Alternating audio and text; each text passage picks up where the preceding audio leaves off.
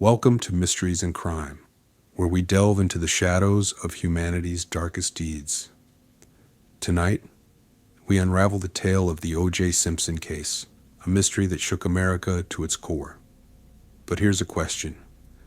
What critical mistake, if any, led to O.J. Simpson's acquittal? Let us know in the comments below. On the night of June 12, 1994, Nicole Brown Simpson and her friend Ronald Goldman were found brutally murdered outside Nicole's home in Brentwood, California.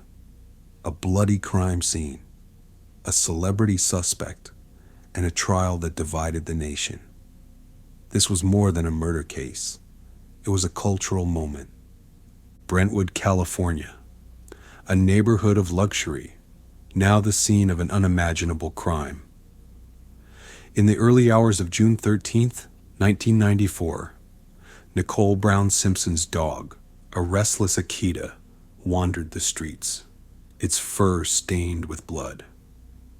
A concerned neighbor followed the dog, and what they found was horrifying. Nicole Brown Simpson lay lifeless at the base of her front steps. Blood pooled beneath her body, her throat slashed so deeply that it nearly severed her head. Nearby, Ronald Goldman, a waiter at Mezzaluna restaurant, was sprawled in the courtyard, his body riddled with stab wounds, his blood mixed with hers, a scene of unimaginable brutality. Police arrived at the crime scene at 4 a.m., securing the area and beginning their investigation. They discovered a bloody glove, a knit cap, and a trail of footprints leading away from the scene. A name emerged almost immediately. Orenthal James, O.J. Simpson, former football star and Nicole's ex-husband. But what led to this moment? Was this an act of jealous rage or something far more sinister? Nicole Brown Simpson, a woman once in love, now at the center of a tragedy. Born on May 19, 1959, in Frankfurt, West Germany, Nicole was raised in California, where she grew into a stunning, vibrant young woman.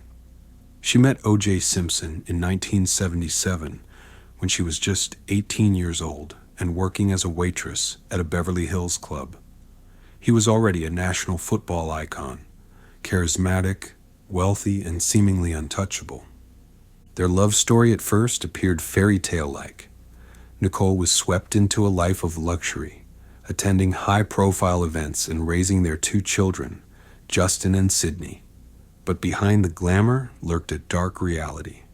Reports of domestic violence plagued their relationship, with multiple 911 calls from Nicole pleading for help. She confided in friends that she feared for her life, that she felt watched even after their divorce. In 1992, she documented bruises and threats, but in the end, those warnings went unheard. Then, there was Ronald Goldman, only 25 years old, full of life, and pursuing his dreams in Los Angeles. He worked as a waiter at Mezzaluna, a restaurant Nicole often visited. By all accounts, Ronald and Nicole were friends, though some speculated they may have been romantically involved. On the night of June 12, 1994, Ronald simply intended to return a pair of glasses Nicole's mother had left at the restaurant. Instead, he walked into a nightmare. He suffered multiple stab wounds, deep, forceful injuries. Defensive wounds covered his hands, a sign that he fought desperately for his life. The sheer brutality of the attack? It wasn't random. It wasn't quick. It was personal and filled with rage. Orenthal James, O.J. Simpson, football legend, actor, media personality, and the man at the center of one of the most controversial murder trials in history. Born on July 9, 1947, in San Francisco, California, Simpson's rise to fame was meteoric. He dominated college football, winning the Heisman Trophy in 1968, and later became one of the most successful running backs in NFL history. Off the field, he transitioned into Hollywood, appearing in commercials, films, and television. To the public, he was charismatic, beloved, untouchable. But behind closed doors, there was a different story.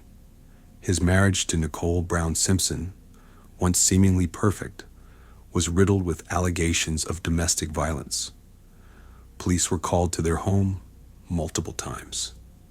In one disturbing 911 call, Nicole frantically told dispatchers, "He's going to kill me." Yet despite visible bruises and chilling accounts of abuse, no serious legal action was taken against him. After the murders, O.J. Simpson quickly became the prime suspect. His erratic behavior only fueled suspicion. When authorities planned to arrest him on June 17, 1994, he fled, leading police on the now infamous slow-speed chase in a white Ford Bronco. With friend Al Cowlings behind the wheel, O.J. allegedly held a gun to his head, threatening suicide. America watched in real time, captivated.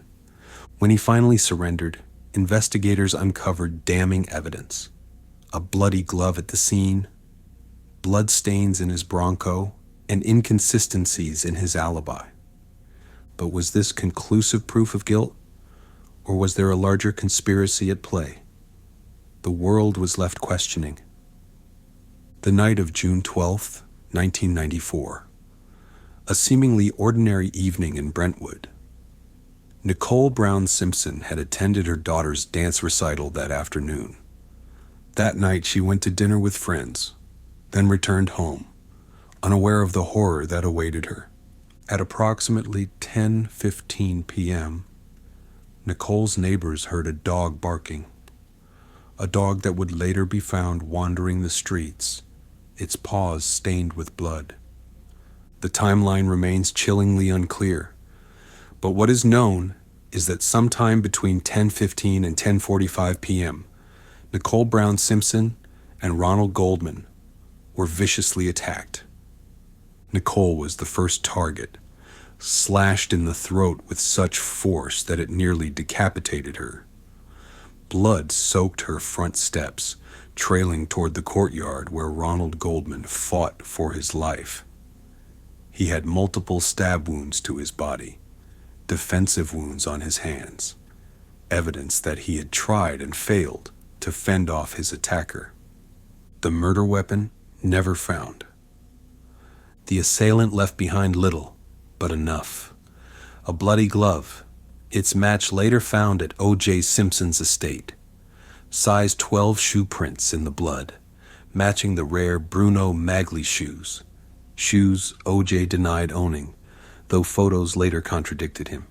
A knit cap with a single hair, consistent with O.J.'s DNA. Yet, for all the evidence, one question loomed. Did O.J. do it? Or was the truth more complex than anyone imagined? The Los Angeles Police Department wasted no time securing the crime scene, collecting forensic evidence, and identifying a suspect. The bloody glove at the scene led them straight to O.J. Simpson's home.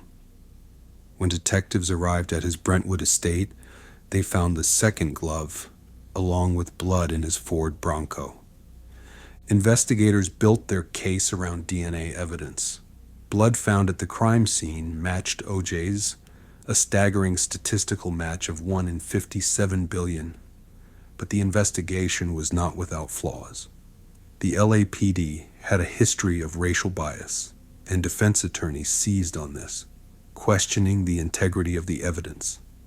A key detective, Mark Furman, was later exposed for using racist language and allegedly planting evidence. The defense capitalized on this revelation, shifting the focus from the crime to police corruption. And with that, doubt crept in. Forensics should have sealed O.J.'s fate. The evidence was overwhelming.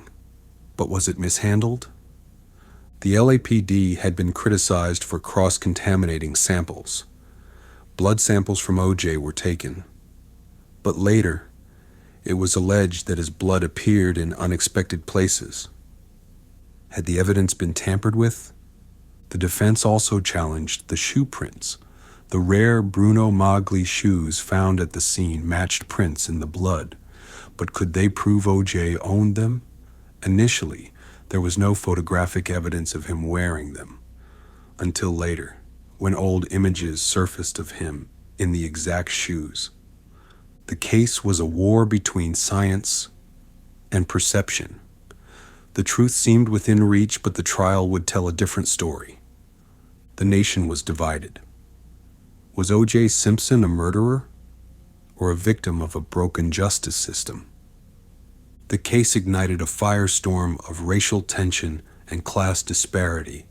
Some saw a wealthy, beloved celebrity escaping justice. Others saw a black man being unfairly targeted by a corrupt police force.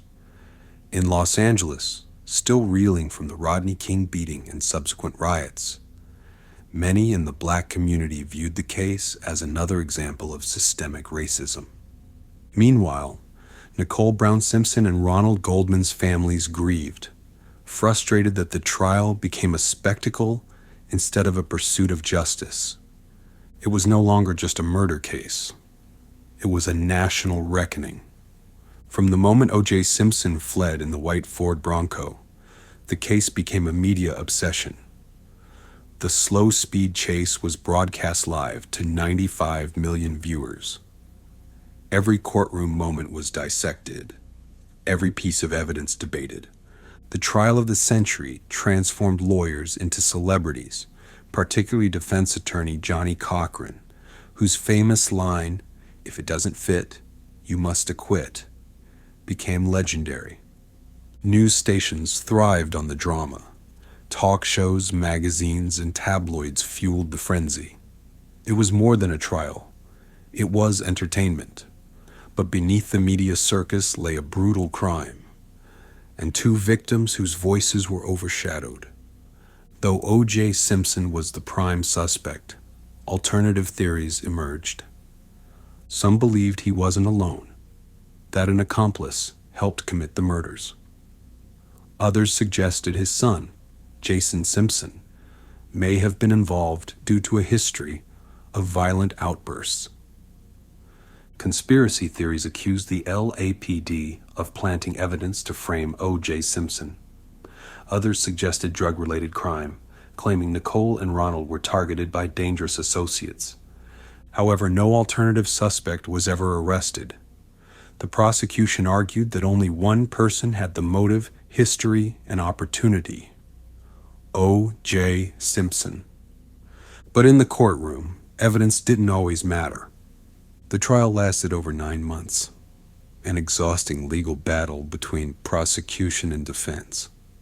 The prosecution presented DNA evidence, bloodstains, and O.J.'s history of alleged domestic violence. The defense countered with claims of police misconduct, racism, and mishandled forensics. Then came the glove. Prosecutor Christopher Darden asked O.J. to try on the bloodstained glove found at the scene. He struggled. It didn't fit. And with that, the defense had their moment. On October 3rd, 1995, the verdict was read. Not guilty. Gasps filled the courtroom. Cheering erupted in some communities, while others sat in stunned disbelief. The country was split. Justice or failure. Though acquitted in criminal court, O.J. was later found liable in a civil trial, ordered to pay $33 million to the victims' families. But the legal battles were far from over. Despite O.J. Simpson's acquittal, questions remain. If not O.J., then who? Why did no other suspects emerge? What about the missing murder weapon? And could a different turn of events have led to a different outcome? Forensic advancements continue to shape how we view past cases. Could new DNA technology provide more answers? Or will this case forever remain an unsolved enigma? The O.J. Simpson trial is more than a case. It's a symbol of justice, race, power, and media influence. And decades later, the debate still rages on. The trial changed everything. how the media covered crimes, how race influenced public perception, and how forensic evidence was presented in court. It exposed flaws in the justice system, the power of celebrity, and the impact of public opinion. It forced law enforcement to reevaluate investigative methods and highlighted the role of race in high-profile cases. Yet, despite all the lessons learned, one truth remains. 2 people lost their lives that night. And justice? That depends on who you ask. So, what do you think? What critical mistake, if any, led to O.J. Simpson's acquittal? Let us know in the comments below. And don't forget to subscribe. There are always more mysteries to unravel. As always, stay curious, stay vigilant, and stay safe.